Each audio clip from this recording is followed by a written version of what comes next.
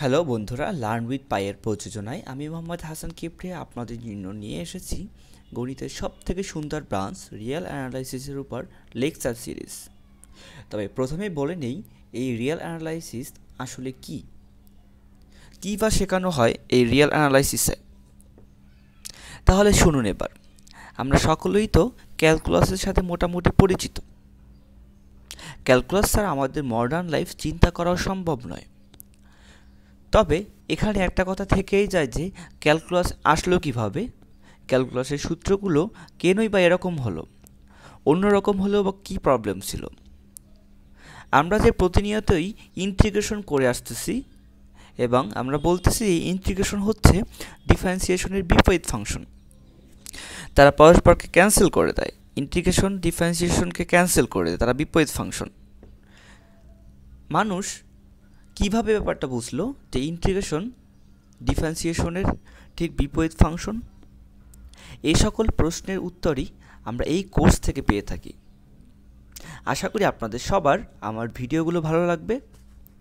তাহলে দেরি না করে চলুন শুরু করা যাক। রিয়েল অ্যানালাইসিস করার প্রথমে আমাদের যেই জিনিসটা সত্য ধরে নিতে হবে সেটি হলো অ্যাক্সিওম অফ কমপ্লিটনেস অ্যাক্সিওম। এই অ্যাক্সিওমটার উপর বেস করেই আমাদের পুরো রিয়েল অ্যানালাইসিস প্রতিষ্ঠিত হয়ে থাকবে। আচ্ছা, এর আগে বলে নিই অ্যাক্সিওম আসলে কি। অ্যাক্সিওম কি, অ্যাক্সিওম কেনই বা দরকার? What is axiom?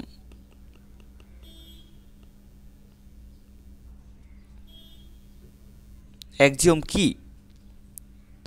অ্যাক্সিওম হলো মেইনলি আমরা কোনো একটা স্টেটমেন্ট যেটাকে আমরা কখনোই মিথ্যা প্রমাণ করতে পারবো না এবং যেটা যে ট্রু এটাও আমরা প্রমাণ করতে পারবো না, বাই ডেফিনিশন এটাকে আমরা সত্য ধরে নেই।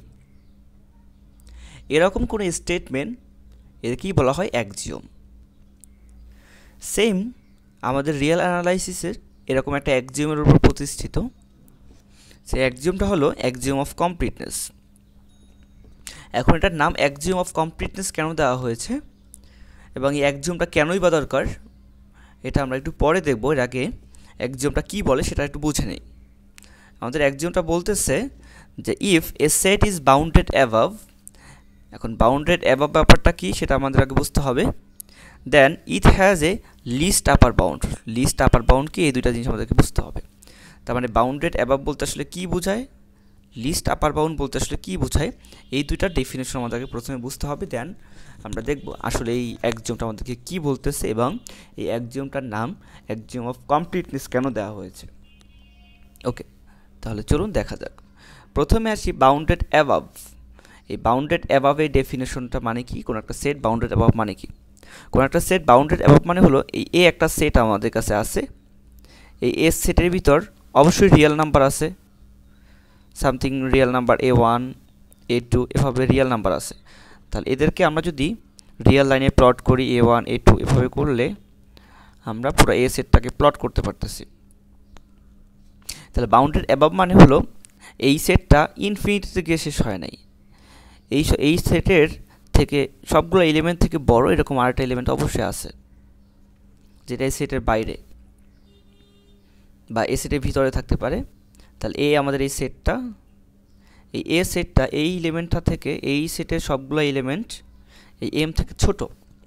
যদি এরকম কোনো এলিমেন্ট পাওয়া যায়, এরকম কোনো নাম্বার পাওয়া যায় যে নাম্বার থেকে এ এর সবগুলো এলিমেন্ট ছোট, তাহলে ওই নাম্বারটাকে আমরা বলবো আপার bound.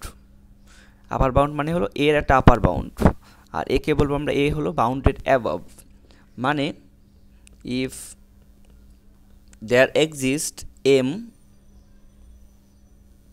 belongs to R such that for A all A belongs to A, এর সব এলিমেন্টের জন্যই এর মানটা এম থেকে ছোট অথবা এম এর সমান। এরকম যদি কোনো এম পাওয়া যায় তাহলে ওই এ সেটটাকে আমরা বলবো এ ইজ বাউন্ডেড অ্যাবাভ এবং এম হলো ওই এ সেটের একটা আপার বাউন্ড। আচ্ছা, এবার আসি আপার বাউন্ড কি। ওই যে সকল এম এর জন্য এই জিনিসটা সত্য হয়, যে সকল শুধু তো এই এমটা না, এম যদি এখানে একটা এলিমেন্ট নেই, যেমন এম প্লাস ওয়ান নেই, এই এম প্লাস ওয়ান নিজেও কি এর একটা আপার বাউন্ড।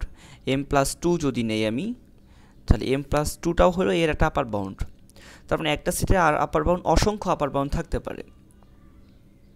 এখন আমাদের অ্যাক্সিওম অফ কমপ্লিটনেস আমাদেরকে যেটা বলতেছে সেটা হলো এর একটা লিস্ট আপার বাউন্ড থাকবে, মানে আপার বাউন্ডগুলোর ভিতর সবথেকে ছোট একটা আপার বাউন্ড আমাদের কাছে থাকবে। তার মানে হলো আমরা যদি দেখি এই যে এম একটা আপার বাউন্ড, এ সেটটা এখানে, এটা একটা আপার বাউন্ড, এগুলো সবাই আপার বাউন্ড, বাট আপার বাউন্ডের ভিতর সবথেকে ছোট একটা আপার বাউন্ড থাকবে যার পরে কোনো আর আপার বাউন্ড নাই। এটা আমাদের এই অ্যাক্সিওম থেকে বলতেছে। আচ্ছা, এখন এই যে লিস্ট আপার বাউন্ডের ডেফিনেশনটা আমরা একটু ভালো করে জানবো। লিস্ট আপার বাউন্ডের ডেফিনেশন থেকে কি বলা যায়, যে আমরা লিস্ট আপার বাউন্ডকে সুপ্রিমাম আকারে লিখব। সিম্পলি সুপ্রিমাম অফ এ, এটা মানে কি, এটা হলো least upper bound of set A. আচ্ছা, এখন লিস্ট আপার বাউন্ডের মিনিংটা আসলে কি বলতেছে, যে সুপ্রিমাম, এই যে সুপ্রিমাম অফ এ, এটা একটা লিস্ট আপার বাউন্ড, তার মানে ও একটা আপার বাউন্ড, কিন্তু তাহলে supremum of A is a upper bound, is a upper bound, এই একটা জিনিস। আর একটা জিনিস সেটা হলো সবথেকে ছোট upper bound. Supremum of A is the smallest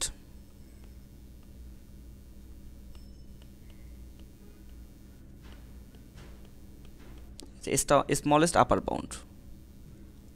ওকে, এখন এই যে আপার বাউন্ড, এটা যদি আপার বাউন্ড হয় তাহলে আপার বাউন্ড মানে কি, আপার বাউন্ড হলো for all A belongs to A, এর মানটা সুপ্রিমাম অফ এর থেকে ছোট অথবা সমান, এটা বুঝতেছি। আর সুপ্রিমাম অফ এ এটা হলো লিস্ট আপার বাউন্ড, তার মানে হলো if B is any other upper bound of A, B যদি অন্য কোনো আপার বাউন্ড হয় এর, তাহলে অবশ্যই এটা সুপ্রিমাম থেকে বড় হতে হবে।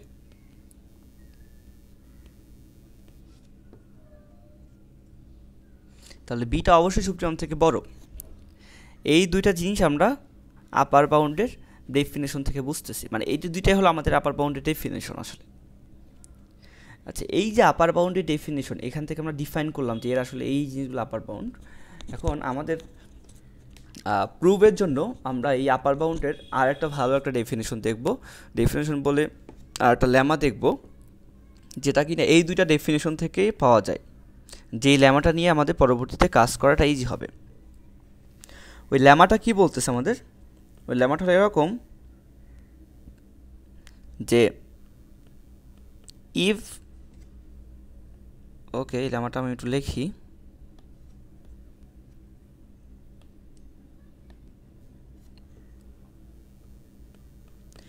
if S is a upper bound of set A, then S will be supremum of A if and only if for any epsilon greater than 0 there exists A belongs to A such that S minus epsilon A। আচ্ছা, এখন কথা এটার মানিটা কি, তারা কি বোঝাচ্ছে, এটার মানিটা আমরা দেখব, এটার মানিটা কি, এটা আসলে কি বোঝানো হচ্ছে। ওকে, এটার মানিটা হলো, আচ্ছা প্রথমে হলো এটা মানে হলো সুপ্রিমাম হওয়ার জন্য কোনো একটা এস, একটা রিয়েল নাম্বার, সেটা যদি এর একটা আপার বাউন্ড হয়, তাহলে ওর সুপ্রিমাম হওয়ার জন্য এই কেসটা ফলো করতে হবে, অথবা এই কেসটা যদি ফলো করে, এই কন্ডিশনটা যদি ফলো করে, তাহলেও সে সুপ্রিমাম হয়ে যাবে। এখন এখানে বলতেছে যদি সে সুপ্রিমাম হয়, তাহলে যে কোনো অ্যাপসাইলন যদি এস থেকে বিয়োগ করা হয়, তাহলে এর থেকে বড় একটা এ সদস্য থাকবে।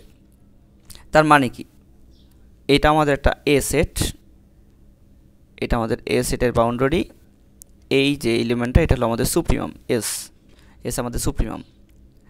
এস সুপ্রিমাম মানে হলো এস হলো সব থেকে ছোট আপার বাউন্ড। তাহলে এস এর ডেফিনেশন অনুযায়ী আমি যদি এস থেকে কোনো অ্যাপসাইলন বাদ দিয়ে দিই, তাহলে কি আর এস সুপ্রিমাম থাকে? থাকে না। এস আর আপার বাউন্ডই থাকে না, কারণ এস হলো সব থেকে ছোটো আপার বাউন্ড। এর থেকে কোনো কিছু বাদ দিলে সে আর আপার বাউন্ড থাকবে না। তার মানে এর থেকে যে কোনো অ্যাপসাইলন যদি বাদ দিই, তাহলে অবশ্যই এটা আর আপার বাউন্ড থাকবে না। মানে কি, অবশ্যই একটা এ এর থেকে বড় হয়ে যাবে। মানে এই এস থেকে যদি আমি সামান্য অংশ বাদ দিই, এস থেকে যদি আমি সামান্য অ্যাপসাইলন পরিমাণ বাদ দিই, যে কোনো অ্যাপসাইলন পরিমাণ যদি বাদ দিই, মানে কি আমি এই দিকে আসলাম অ্যাপসাইলন পরিমাণ, তাহলে অবশ্যই সুপ্রিমামের ডেফিনেশন অনুযায়ী এখানে একটা এর সদস্য ওর থেকে বড় হয়ে যাবে। তার মানে এই জিনিসটা আমরা বুঝলাম।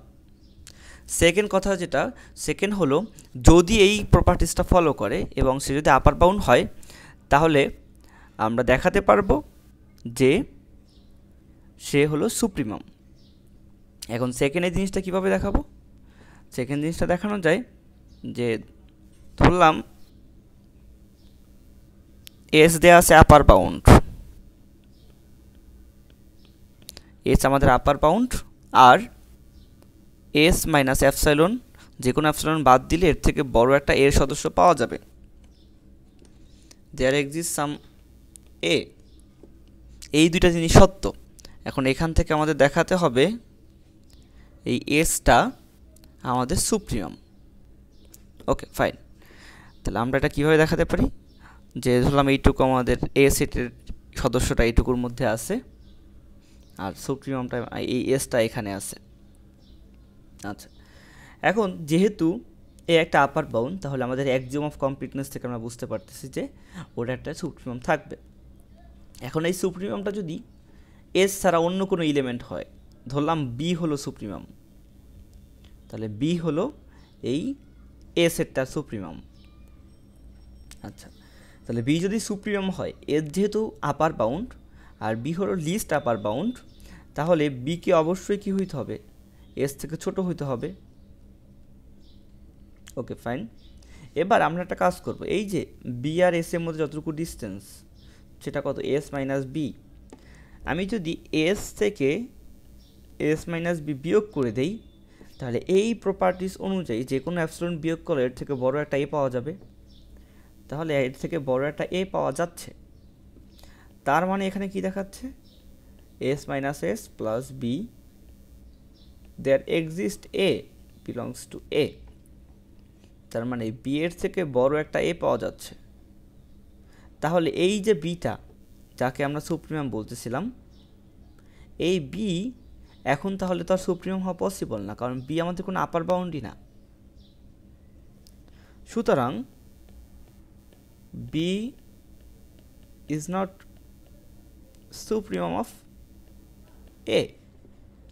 আচ্ছা, যেহেতু বি সুপ্রিমাম থেকে সুপ্রিমাম অফ এ পসিবল না, তাহলে অবশ্যই কার হইতে হবে? সুপ্রিমাম অফ এ এর মানটা এস এর সমান হইতে হবে, কারণ এস এর থেকে বড় তো কেউ সুপ্রিমাম হতে পারবে না, এস এর থেকে ছোট যেহেতু পসিবল না, তাহলে এস এর সমান হইতে হবে। সো আমরা লিখতে পারি সুপ্রিমাম অফ এ এটা ইকুয়াল এস। আচ্ছা, তাহলে সুপ্রিমাম হওয়ার জন্য, সুপ্রিমামের ক্ষেত্রে আমরা দুইটা জিনিস বুঝতে পারলাম। একটা হলো যদি সে সুপ্রিমাম হয়, তাহলে সুপ্রিমাম থেকে একটু যদি ভিতরে আসি, আমরা যদি সামান্য পরিমাণ ভিতরে চলে আসি, তাহলে আমরা কি করব?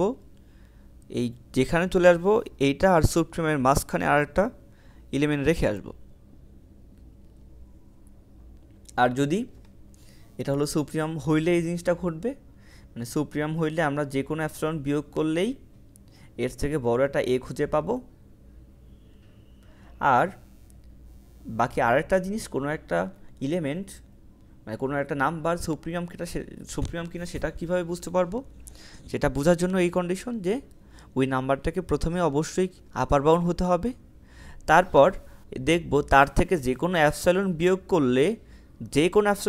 করলে যদি আমরা এর একটা সদস্য খুঁজে পাই তাহলেও আমরা বলতে পারবো যে এই এসটা হলো আমাদের একটা সুপ্রিমাম, এসটা সুপ্রিমাম ওই সেটের, এবং এই সুপ্রিমামটা অবশ্যই ইউনিক হবে।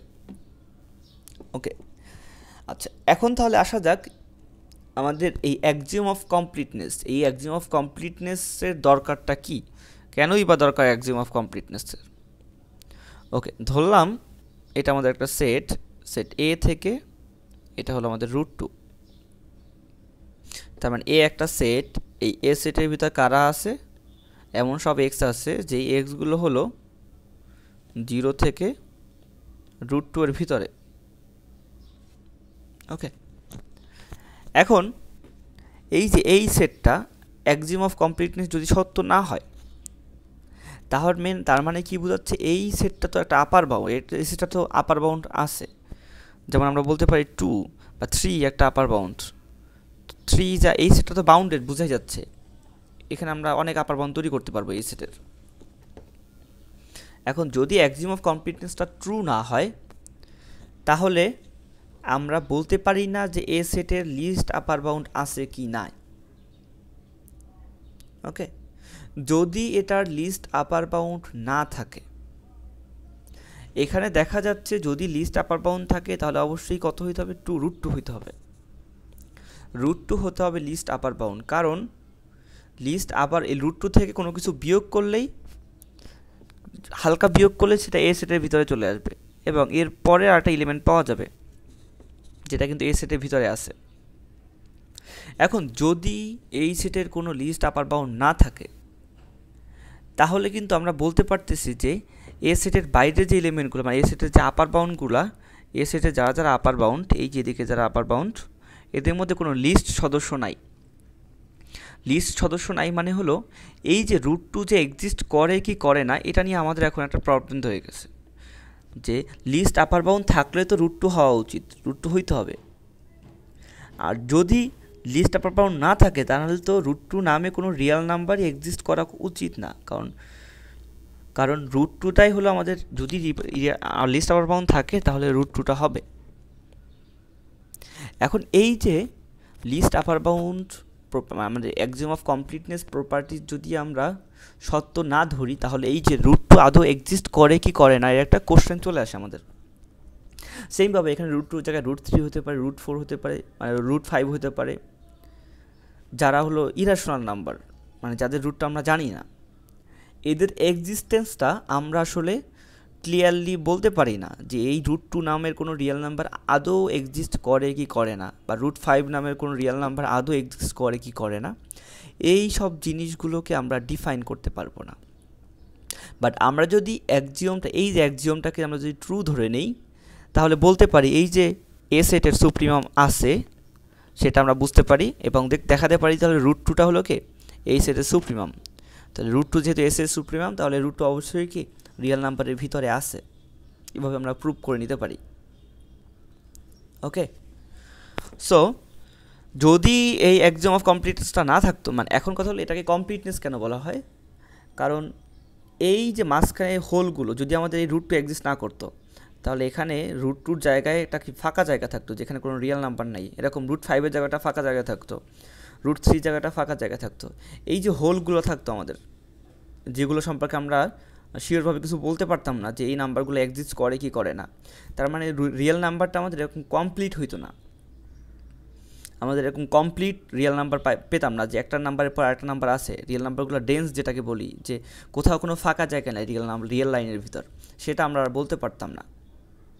আর আমরা যদি এই অ্যাক্সিওমটাকে ট্রু ধরি তাহলে আমরা বলতে পারি এভাবে যে রিয়েল লাইনের কোথাও কোনো এভাবে ফাঁকা জায়গা নেই, যেটা কোনো নাম্বার নাই, এরকম কোনো জায়গা নেই, প্রত্যেকটা পয়েন্টই একটা নাম্বার আছে, রিয়েল নাম্বার আছে। এই যে কমপ্লিট করে দিচ্ছে আমাদের রিয়েল লাইনটাকে কমপ্লিট করে দিচ্ছে এই একটা অ্যাক্সিওম দিয়ে, এই কারণেই মেনলি এই অ্যাক্সিওমটাকে বলা হয় অ্যাক্সিওম অফ কমপ্লিটনেস। সো ধন্যবাদ সবাইকে, আজকে এই পর্যন্তই। নেক্সট ভিডিওতে আমরা ধারাবাহিকভাবে এই রিয়েল অ্যানালাইসিসের বিভিন্ন লেকচারগুলো দেখব। আল্লাহ হাফেজ।